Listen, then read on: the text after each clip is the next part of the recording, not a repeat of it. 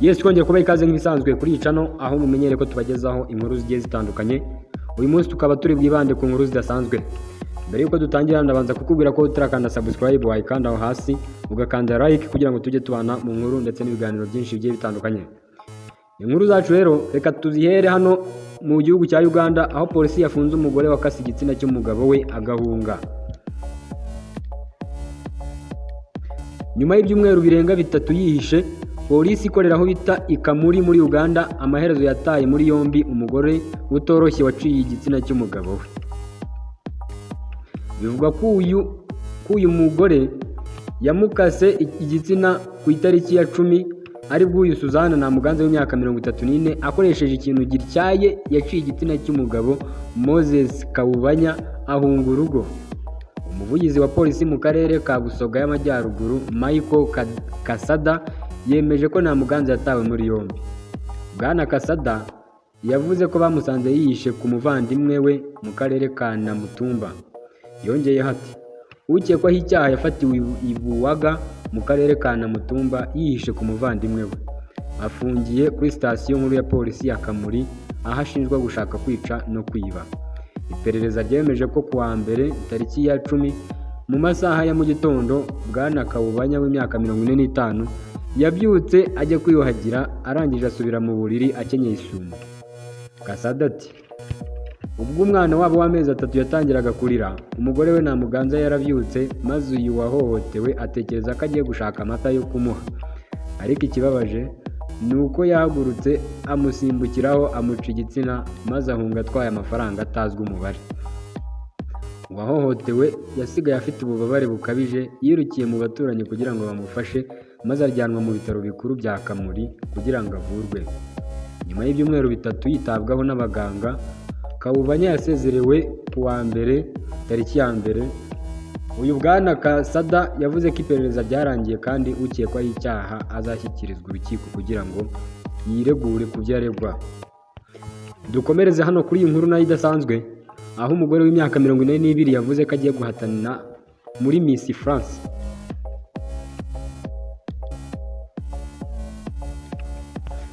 Umugore w'umufaransa w'imyaka 42 witwa Vanessa Douillet yatangaje ko ashaka kujya mu marushanwa y'ubwiza yo mu Bufaransa Miss France. Aha afite intego yo kwegukana ikamba muri aya marushanwa agamije kwerekana ko imyaka myinshi itabuza umugore kugera ku ntego ze. Ibi Vanessa Douillet yabitangaje ubwo yatumiwe mu kiganiro cya TF1. Uyu mugore usanzwe ukora ibijyanye no kumurika imideli yavuze ko yiteguye kujya mu marushanwa ya Miss France ateganyijwe mu Kuboza mu mwaka wa 2025 ndetse agatwara ikamba. Aya marushanwa asanzwe asaba ko kugira ngo uyitabira agomba kuba yaratwaye andi marushanwa mato yo mu gihugu arimo irya Miss Châtillon Pays d'Ombre rizaba muri Mata 2025. Douillet yavuze ko iryo naritsinda azahita ajya no mu yandi arimo Miss Pays d'Ale na Miss Lone Arpe kandi yiyizeye. Uyu mugore yavuze ko ashaka kwereka abandi bagore ko bashobora gukora ibyo abantu batiyumvishaga. Yagize ati ndashaka kwereka abagore ko bakora ikintu icyo ari cyo cyose ndetse bikabemerera kugikora no kugishobora. Njye nkunda ahantu abantu batakekaga ko nabandi. Amategeko agenga aya marushanwa yavuguruwe mu mwaka wa 2022 aho mbere yitabirwaga n'abakobwa bafite hagati y'imyaka 18 na 24 ariko bakaba yemerera abagore b'imyaka yose abashatse ndetse n'abafite abana kwitabira. Kuvugururwa kw'aya mategeko byatumye irushanwa mu mwaka wa 2024 hatorerwa Miss wa mbere ukuze mu myaka aho Angeline Philopo yegukanye ikamba rya Miss France afite imyaka 34. Ku rundi ruhande irushanwa rya Miss w'isi Miss World ryo ryitabirwa n'abakobwa bari munsi y'imyaka 30. Gusa Douillet avuga ko ibyo nabyo bizahinduka kuko bitakijyanye n'igihe. Yes, inkuru zacu zidasanzwe reka tuzikomereze hano aho abanyagatolika bizihije isabukuru y'imyaka 12 Papa Francis amaze ari papa bamusabira ngo akire.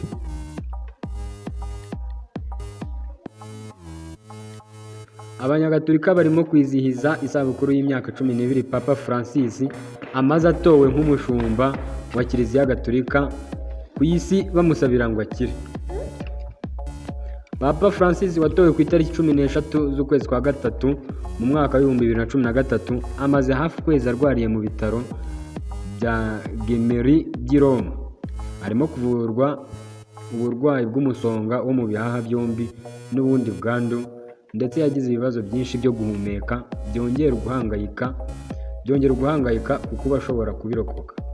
Amakuru mashya yatanzwe na Vatican yavuze ko ubuzima bwa Papa Francis w'imyaka 88 buri hamwe nyuma yo kunyuzwa mu cyuma ku gice cyo mu gatuza, kwemeje ko hari ukoroha k'uburwayi bwe kwabayeho mu minsi ya vuba ahishize. Ariko aya makuru yavuze ko uburwayi bwe bukiri urusobe ndetse ko akeneye ubundi buvuzi bwo mu bitaro. Ibisobanutse igihe azemererwa kuva mu bitaro. Itangazo ryatangajwe n'urubuga rw'amakuru rwa Vatican News rigira riti: uburwayi bwa nyir'ubutungane bwakomeje kuguma hamwe mu rwego rw'ishusho rusange y'urusobe y'ubuvuzi. Ryagize riti: kunyuzwa mu cyuma mu gatuza kwakozwe kuva ku wa kabiri kwemeje ku buryo bw'ibipimo by'imirasire y'icyuma koroherwa kwagaragaye mu minsi yabanje. Papa ntaraboneka mu ruhame kuva yajyanwa mu bitaro mu kwezi gushize, ndetse nta mafoto ye yatangajwe kuva icyo gihe. Ariko mbere muri uku kwezi ijwi rye arimo kuvuga mu rurimi rwe kavukire rw'Icyesipanyol ryavugijwe mu rubuga rwitiriwe Mutagatifu Petero rwo mu mujyi wa Vatican. Ijwi rye ubwo yashimangiraga ubukristu ku masengesho y'ishapule ya Rozari bavuze bamusabira ngo akire, yumvikanyemo kugira umwuka mukeya wo guhumeka rifite n'intege nkeya. Mu minsi ya vuba hashize Papa yitabiriye imyitozo yo mu buryo bwa roho y'amasengesho no gufata akanya ko kwiherera agatekereza ibyo bita meditation. Yabereye i Vatican mu buryo bwa video, ariko we ntiyagaragajwe.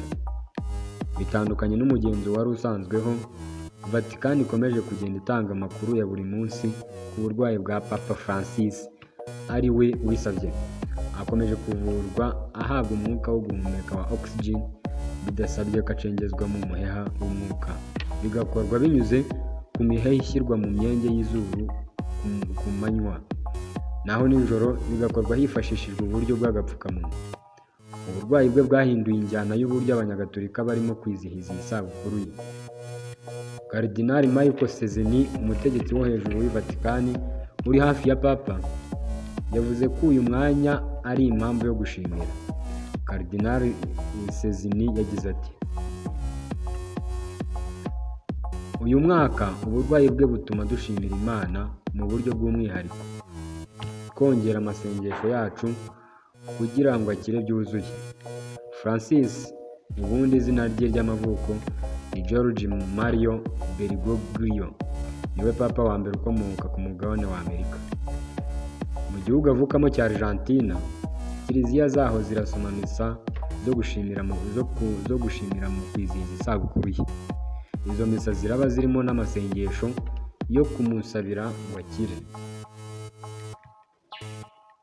Padiri Claudio wari wasuye urubuga rwitiriwe Mutagatifu Petero rw'i Roma avuye muri Angola yagize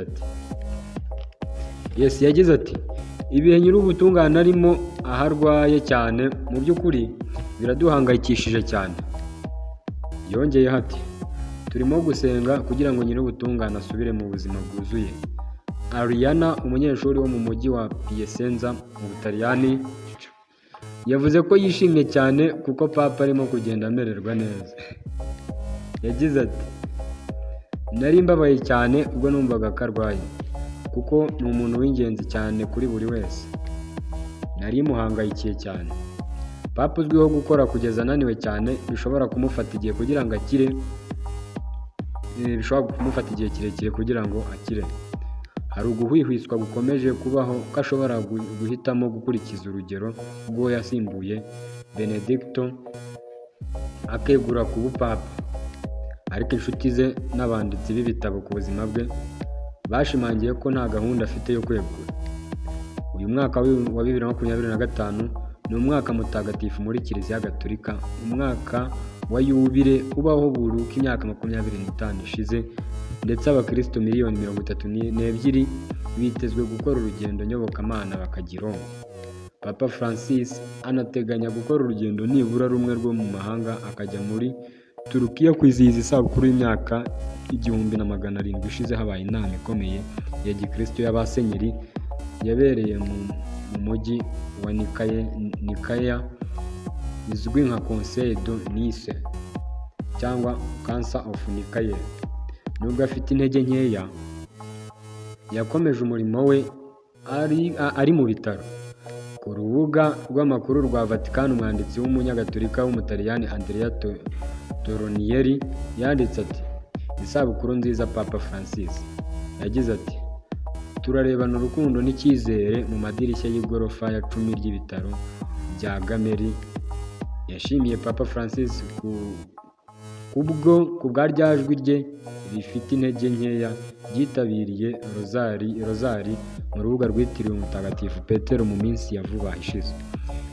Ijwi ry'intege nkeya rikomeje gusabira amahoro aho gusabira intambara, gusabira ibiganiro aho gusabira ikandamiza, gusabira kugira impuhwe aho gusabira kutagira icyo umuntu yitaho. Yagize ati: "Turacyakeneye ijwi ryawe cyane." Yes, akaba ari naho dusoreje amakuru yacu rero adasanzwe. Wowe utarakanda subscribe wayikanda, kanda like kugira ngo iki kiganiro kigere ku bantu benshi kandi tubane mu biganiro